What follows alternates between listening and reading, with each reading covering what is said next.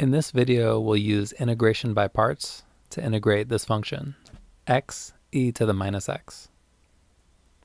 So for integration by parts, basically if you have an integral of the form integral of u dv, it's going to be equal to uv minus the integral of v du.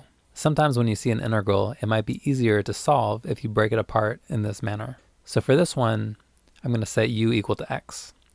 I could have probably set u equal to e to the minus x, but it turns out that it works better in this way for this problem.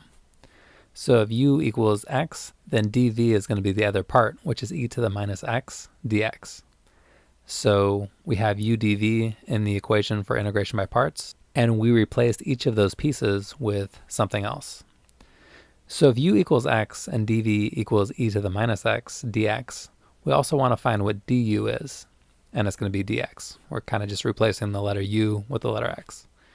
And then to get v, we're going to integrate dv. It's like the sum of the pieces of v is v.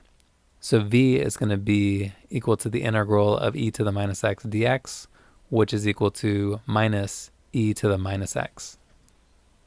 This is what we have so far. From there, we're going to put these pieces into the equation for integration by parts. So we've got the integral of x e to the minus x is equal to minus x e to the minus x. That's the uv. Then minus the integral of minus e to the minus x dx. That part's subtracting the integral of v du. And basically, I'm taking the minus and turning them both into pluses. Subtracting a negative is the same as adding something positive. And that's going to be equal to minus x e to the minus x. I just wrote that again. And I underline the integral that we did earlier, which is the integral of e to the minus x dx, which is what we need to do at this point. So we found that the integral of e to the minus x is minus e to the minus x. So minus e to the minus x. And then we're going to add on our constant c, because when you take the derivative of a constant, it's 0.